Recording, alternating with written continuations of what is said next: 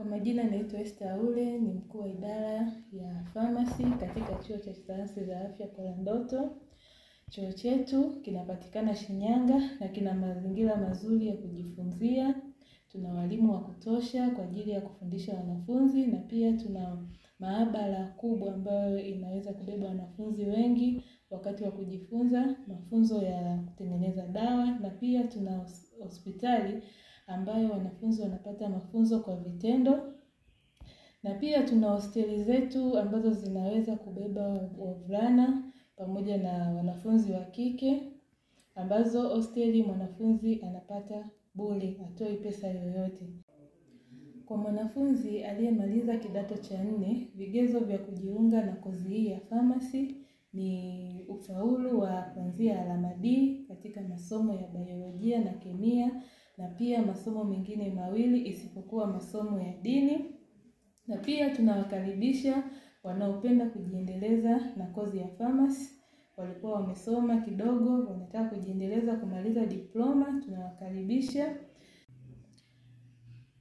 Baada ya kuhitimu kozi ya ufamasia, mhitimu atahitajika kufanya mtihani wa leseni, atapatiwa leseni. Leseni yake inaweza kumwezesha kujiajiri au kuajiriwa.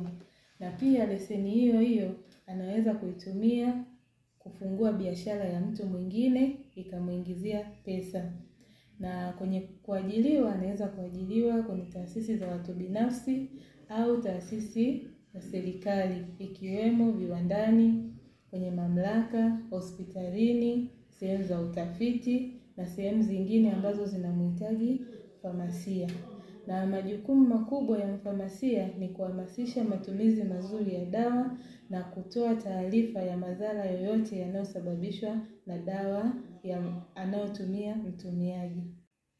Kwa hiyo, famasia ni mtu yoyote ambaye anakuwa na ubobevu mkubwa wa dawa, ikiwemo kufahamu kiasi ambacho mgonjwa anatakiwa atumie kwa siku au kwa wiki au kwa muda ambao daktari atakuwa ameuelekeza, na pia anatakiwa amuelekeze mgonjwa mauzi madogo madogo ya dawa, jinsi ya kutunza dawa zake, mahali pazuri pa kutunza, na je, dawa hizo ziki-expire au zikiisha muda wake zinatakiwa zifanyiwe kitu gani.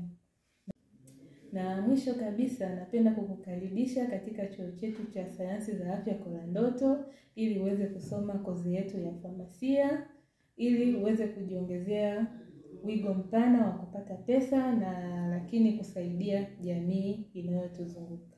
Karibuni Kolandoto.